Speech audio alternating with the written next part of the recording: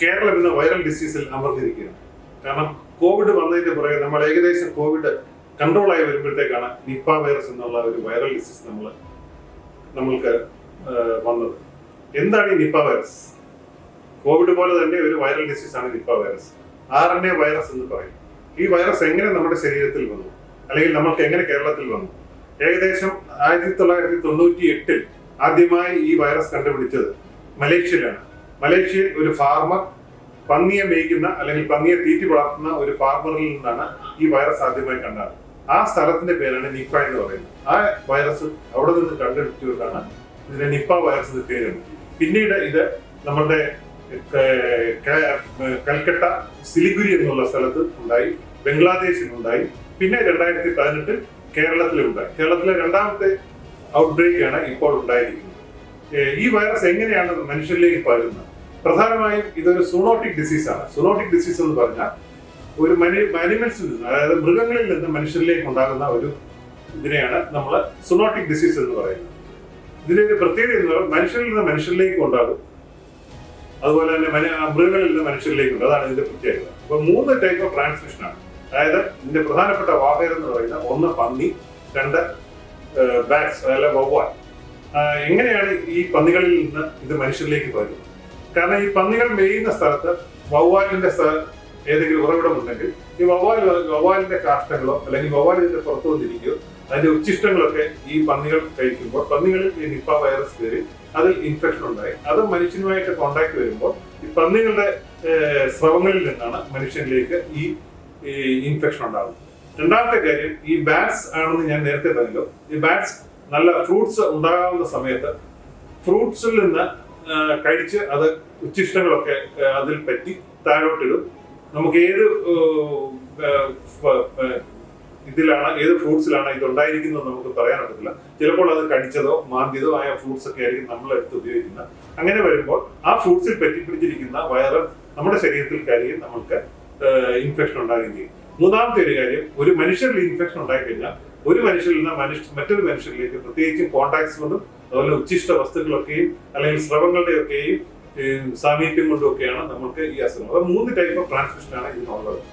പിന്നെ എന്താണ് ഈ വൺസ് ഇത് വൈറസ് നമ്മുടെ ശരീരത്തിൽ കഴിഞ്ഞാൽ എന്താണ് ഇതിന്റെ അതായത് ഇൻക്യുബേഷൻ പീരീഡ് എന്ന് പറഞ്ഞാൽ ഈ വൈറസ് ശരീരത്തിൽ കയറുകയും വൈറസ് നമ്മളിൽ ലക്ഷണങ്ങൾ ഉണ്ടാകും. അതിനാണ് ഇൻക്യുബേഷൻ പീരീഡ് എന്ന് പറയുന്നത്. അത് സാധാരണഗതിയിൽ 4 തൊട്ട് 14 ദിവസം വരെയാണ്. ഈ വൈറസ് നമ്മുടെ ശരീരത്തിൽ കയറി കഴിഞ്ഞാൽ 4 അല്ലെങ്കിൽ 14 ദിവസത്തിനകം നമുക്ക് സാധാരണഗതിയിൽ നിപ്പയുടെ അസുഖങ്ങൾ ഉണ്ടായിരിക്കും. എന്തൊക്കെയാണ് ഈ അസുഖങ്ങൾ? പ്രധാനമായിട്ടുള്ള അസുഖങ്ങൾ, ചില ആൾക്കാർക്ക് നല്ല പ്രതിരോധ ശക്തിയുള്ള എസിംപ്റ്റമാറ്റിക് അല്ലെങ്കിൽ സബ് ക്ലിനിക്കൽ, ഒരു കാരണവശാലും ഒരു പ്രശ്നവും ഉണ്ടാകാതെ ചെറിയ മൂക്കിനകത്ത് മൂക്കൊലിപ്പും പനിയും ഒക്കെ വന്നവർക്ക് പോകും. രണ്ടാമത്തെ കാര്യം, എങ്ങനെയാണ് അസുഖം ഉള്ളവരിൽ തീവ്രമായിട്ടുള്ള അസുഖങ്ങൾ ഉണ്ടാകുന്നത്? അതായത് പനി, ചുമ, കഫം ഇതൊക്കെ വന്നു കഴിഞ്ഞ് ഒരു ന്യൂമോണിയ ആയിട്ട് ഉണ്ടായി പേഷ്യന്റ് ശ്വാസോച്ഛ്വാസത്തിന് പ്രശ്നങ്ങൾ ഉണ്ടായി പേഷ്യന്റ് മരിക്കുന്നു. മൂന്നാമത്തെ കാര്യം, ഇത് വൈറൽ ഡിസീസാണ്. അത് ഞരമ്പുകളെ ബാധിക്കുന്ന, അതായത് തലച്ചോറിനെ ബാധിക്കുന്നതാണ്. തലച്ചോറിൽ ബാധിച്ചു കഴിഞ്ഞാൽ പേഷ്യന്റ് ഓർമ്മക്കുറവ്, ശക്തി നഷ്ടപ്പെടുക, അബോധാവസ്ഥയിൽ പോവുക, ഫിറ്റ്സ് ഉണ്ടാകുക, മരണം സംഭവിക്കുക. ഇങ്ങനെയാണ് സാധാരണഗതിയിൽ ഈ അസുഖത്തിന്റെ മുൻപോട്ടുള്ള പോക്ക്.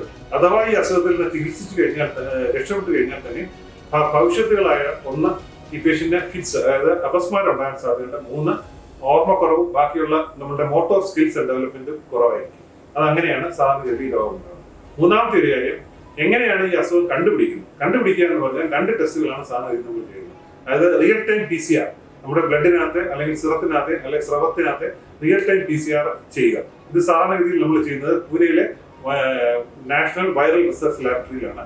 അതുപോലെ തന്നെ മണിപ്പാൽ മെഡിക്കൽ കോളേജിലും ഇതിന്റെ ടെസ്റ്റുകൾ അവൈലബിൾ ആണ്. രണ്ടാമത്തെ ടെസ്റ്റ് എന്ന് പറഞ്ഞാൽ ELISA, enzyme linked immune absorption.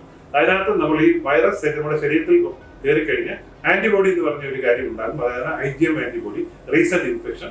IgG എന്ന് പറഞ്ഞാൽ നമുക്ക് അടുത്തതായിട്ട് ഇൻഫെക്ഷൻ ഉണ്ടായിരുന്നു. ഈ 2 IgM ആൻഡ് IgG ആന്റിബോഡീസ് പോസിറ്റീവും RT-PCR real time PCR positive ആണെങ്കിൽ ഡെഫിനറ്റായിട്ടും നമ്മൾ ഈ അസുഖത്തിന് നമ്മൾ സ്ഥിരീകരിക്കും. പിന്നെ വൺസ് ഇത് സ്ഥിരീകരിച്ചു കഴിഞ്ഞാൽ സ്ഥിരീകരിച്ചു കഴിഞ്ഞാൽ ഏറ്റവും പ്രധാനപ്പെട്ട കാര്യം ഈ രോഗിയെ ഐസൊലേറ്റ് ചെയ്യുക എന്നുള്ളതാണ്. കാരണം ഈ അസുഖത്തിന് ഡെഫിനറ്റായിട്ട് ഒരു ചികിത്സാ രീതികൾ ഒന്നും തന്നെ ഇല്ല. ഈ രോഗിയെ ഐസൊലേറ്റ് ചെയ്യുക, കോവിഡ് രോഗിയെ നമ്മൾ ഐസൊലേറ്റ് ചെയ്യുന്നത് പോലെ തന്നെ ഈ രോഗിയെ നമ്മൾ ഐസൊലേറ്റ് ചെയ്യണം. അത് ചികിത്സിക്കുന്ന ഡോക്ടർമാരും അതുപോലെ തന്നെ ഹെൽത്ത് വർക്കേഴ്സും വളരെ സ്ട്രിക്റ്റ് ആയിട്ട് അവരുടെ കാര്യങ്ങൾ ഫോളോ അപ്പ് ചെയ്താൽ മാത്രമേ ഉള്ളൂ കാരണം കോവിഡിന് നമുക്ക് എന്തെങ്കിലുമൊക്കെ പരിശോധനകളും അല്ലെങ്കിൽ എന്തെങ്കിലും ചികിത്സാ രീതികളും ഒക്കെ അവൈലബിൾ ആണ്. ഇതിന് യാതൊരു ചികിത്സാ രീതികളും ഇല്ലാത്തതുകൊണ്ട് ഐസൊലേഷൻ വളരെ വളരെ പ്രധാനപ്പെട്ട ഒരു കാര്യമാണ് ഈ നിപ്പ വൈറസ്. നിപ്പ വൈറസിന്റെ ഒരു പ്രധാനപ്പെട്ട കാര്യം ഇത് എവിടെ നിന്നാണ് ഇതിന്റെ ഉറവിടം എന്നുള്ളത് കണ്ടുപിടിക്കും. കാരണം കോവിഡിന് നമുക്ക് ഉറവിടം അറിയത്തില്ല. ഇതിന് തീർച്ചയായിട്ടും നമുക്കൊരു ഉറവിടം അറിയാം. ആ ഉറവിടത്തിൽ നമ്മൾ ചെന്ന് എന്തെല്ലാമാണ് അവിടെ സംഭവിച്ചത്, അല്ലെങ്കിൽ ഈ രോഗി എന്തെല്ലാമാണ് കുറച്ച് നാളുകൾക്ക് മുമ്പ് അല്ലെങ്കിൽ ഈ 14 ദിവസം മുമ്പ് എവിടെയൊക്കെ പോയിട്ടുണ്ട്, അല്ലെങ്കിൽ എന്തെല്ലാം കഴിച്ചിട്ടുണ്ട്, അവരുടെ സ്ഥലപരിമിതികളിലുള്ള ഫ്രൂട്ട്സ്, അവിടെ ഏതെങ്കിലും കാരണവശാല് വവ്വാലിന്റെ സാമീപ്യമുണ്ടോ അല്ലെങ്കിൽ പന്നിയുടെ അടുത്ത് പോയിട്ടുണ്ട്, ഇങ്ങനെയുള്ള കാര്യങ്ങൾ മുഴുവൻ നമ്മൾ നോക്കിക്കഴിഞ്ഞാൽ ആ സ്ഥലത്തുള്ളവരെ മുഴുവൻ നമ്മൾ ഐസൊലേറ്റ് ചെയ്യണം. ഐസൊലേറ്റ് ചെയ്ത് ഒരു കാരണവശാലും ആ ഏരിയ അല്ലെങ്കിൽ 1, 2, 3 കിലോമീറ്റർ ചിലപ്പോൾ വേണ്ടി വരും. അതിനകത്ത് ഏതൊക്കെ കോണ്ടാക്ട്സ് ഉണ്ട് അവിടെ എല്ലാം നമ്മൾ ഐസൊലേറ്റ് ചെയ്ത് ഈ ആൾക്കാരെ നമ്മൾ സൂക്ഷിക്കണം. ഇവർക്ക് ഏതെങ്കിലും കാരണവശാൽ പനിയോ അല്ലെങ്കിൽ ചുമയോ അല്ലെങ്കിൽ ശ്വാസം മുട്ടലോ അല്ലെങ്കിൽ ഫിക്സോ അങ്ങനെയുള്ള കാര്യങ്ങളുണ്ടോ എന്ന് നോക്കുക. യൂഷ്വലി നമ്മൾ നോക്കുന്നത് 14 ദിവസമാണ്. 14 ദിവസം കഴിഞ്ഞാൽ നമ്മൾക്ക് ആ ഏരിയയിൽ ഇൻഫെക്ഷൻ ഇല്ലാന്നാലും, പക്ഷേ 14 കഴിഞ്ഞ് 28 ദിവസം വരെ വേണമെന്ന് പറയുന്നത്, പക്ഷേ എന്നാലും നമ്മൾ സ്റ്റാൻഡേർഡ് ആയിട്ട് പറയുന്നത് 14 ദിവസമാണ്. പിന്നെ ചികിത്സാ രീതികൾ പറഞ്ഞു കഴിഞ്ഞാൽ യാതൊരു കാരണവശാലും ഒരു ചികിത്സയും ഇതിന് ലഭ്യമല്ല. ഒന്ന്. രണ്ടാമത്തെ കാര്യം, ആകെപ്പാടെ നമുക്ക് ചികിത്സ കൊടുക്കാവുന്ന ഒരു കാര്യം റൈബാവറിൻ എന്ന് പറഞ്ഞൊരു ടാബ്ലറ്റ് ആണ്. അത് കഴിഞ്ഞ കേരളത്തിലെ എപ്പിഡമിക് സമയത്ത് നമ്മൾ കൊടുത്തു. വലിയ കാര്യങ്ങളൊന്നും കണ്ടില്ല. പക്ഷെ എന്നിരുന്നാലും അത് മാത്രമേ നമുക്ക് അറ്റ് പ്രസന്റ് അവൈലബിൾ ആയിട്ടുള്ളൂ. അല്ലാതെ ഒരു ഹോമിയോ മെഡിസിനോ അല്ലെങ്കിൽ ആയുർവേദിക് മെഡിസിനോ ഒന്നും നമുക്ക് ഇതുവരെ നിപ്പ വൈറസിന് പ്രയോജനകരമായിട്ട് കണ്ടിട്ടില്ല. മൂന്നാമത്തെ ഒരു കാര്യം, ഇതിന് വാക്സിനേഷൻ ഇല്ല. ഒരു വാക്സിനേഷനും അതിന് അറ്റ് പ്രസന്റ് ഇപ്പോൾ ഇല്ല. പ്രീ ക്ലിനിക്കലായിട്ട് ചില വാക്സിൻസ് ഒക്കെ കൊടുക്കുന്നുണ്ട്. പക്ഷെ അതൊന്നും 100% പ്രയോജനമൊന്നും കണ്ടുപിടിച്ചിട്ടില്ല. പിന്നെ എന്താണ് ഇതിന്റെ പ്രതിരോധ മാർഗം? പ്രതിരോധ മാർഗം എന്ന് പറഞ്ഞാൽ നിങ്ങൾ കോവിഡിൽ പാലിക്കുന്ന പ്രതിരോധ മാർഗങ്ങൾ എല്ലാം നിങ്ങൾ ചെയ്യണം. അതായത് social distancing, mask, hand washing, ഇത് മൂന്നെണ്ണം തീർച്ചയായിട്ടും നമ്മൾ ചെയ്തിരിക്കണം. പിന്നെ ആനിമൽസ്, അതായത് ബാറ്റുമായിട്ട് അടുക്കാതിരിക്കുക. ബാറ്റിൽ നിന്ന് ഏതെങ്കിലും കാരണവശാൽ നമ്മൾക്ക് ഫ്രൂട്ട്സ് ഇങ്ങനെയൊക്കെയുള്ള കാര്യങ്ങൾ നമ്മൾ ചെയ്തു കഴിഞ്ഞാൽ, ഈ ഫ്രൂട്ട്സിൽ സാധാരണഗതിയിൽ നമ്മൾ സൂക്ഷിക്കേണ്ട ഒരു കാര്യം എന്ന് പറഞ്ഞാൽ 3 മണിക്കൂർ മാത്രമാണ് സാധാരണഗതിയിൽ ഈ ഫ്രൂട്ട്സിൽ ഈ വൈറസ് ഉണ്ടായാൽ പറ്റിപ്പിടിച്ചിരുന്ന നമുക്ക് ഇൻഫെക്റ്റഡ് ആവും. ആ 3 മണിക്കൂർ നമ്മൾ സൂക്ഷിക്കുക. കാരണം 3 മണിക്കൂറിൽ നമ്മൾ ചെയ്യേണ്ട ഒരു കാര്യം എന്ന് പറഞ്ഞാൽ ഈ ഫ്രൂട്ട്സ് നല്ലപോലെ സോപ്പ് ഇട്ട് കഴുകുക, അല്ലെങ്കിൽ സോപ്പിനകത്ത് മുക്കി വയ്ക്കുകയും ചെയ്ത് കഴിഞ്ഞാൽ ഇത് വരാനുള്ള സാധ്യത കൂടുതലാണ്.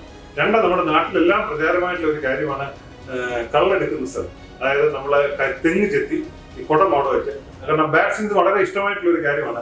അതിനകത്ത് പോയി അത് കുടിക്കുകയും അതുപോലെ തന്നെ അതിന്റെ ഉച്ഛിഷ്ടങ്ങളും എക്സ്ക്രീറ്റായും അതുപോലെ തന്നെ അതിന്റെ സ്രവങ്ങളും ഒക്കെ അതിനകത്ത് വരും. ഇതൊക്കെ നമ്മൾ ശരിയായിട്ട് പ്രോസസ് ചെയ്യാതെ നമ്മൾ കുടിച്ചു കഴിഞ്ഞാൽ നമുക്ക് ഇതുണ്ടാകും. മൂന്നാമത്തെ ഒരെണ്ണമാണ് ഡേറ്റ്സ്. അതായത് നമ്മുടെ ഈ ഡേറ്റ്സ് എന്ന് പറയുന്ന മലയാളത്തിൽ പറഞ്ഞു കഴിഞ്ഞാൽ ഈന്തപ്പഴത്തിന്റെ ജ്യൂസ് ഭയങ്കര ഇഷ്ടമുള്ള ഒരു സാധനമാണ് ഈ വാക്സിൻ. അത് കുടിച്ചു കഴിഞ്ഞാൽ ഈ ഈന്തപ്പഴത്തിന്റെ ജ്യൂസ് പ്രോപ്പറായിട്ട് സംസ്കരിക്കാതെ നമ്മൾ കുടിച്ചു കഴിഞ്ഞാൽ ഡെഫിനറ്റ് ആയിട്ട് നമുക്ക് ഈ അസുഖം ഉണ്ടാകും. അപ്പൊ ഇതൊക്കെയാണ് നമ്മൾ ശ്രദ്ധിക്കേണ്ട കാര്യങ്ങൾ. അപ്പം ഇത്രയും ഒക്കെ അറിഞ്ഞാൽ നമുക്ക് നിപ്പായ ഒരു പരിധി വരെ നമുക്ക് കൺട്രോൾ ചെയ്യാനായിട്ട് സാധിക്കാം. കാരണം ഇത് വളരെ റെസ്ട്രിക്റ്റഡ് ഏരിയയിൽ ഉണ്ടാകുന്നതായതുകൊണ്ട് ആ റെസ്ട്രിക്റ്റഡ് ഏരിയയിലുള്ള ആൾക്കാരെ സൂക്ഷിച്ചു കഴിഞ്ഞാൽ നമുക്ക് ഇതിൽ നിന്ന് രക്ഷപ്പെടുന്നതിനായിട്ട് സാധിക്കും.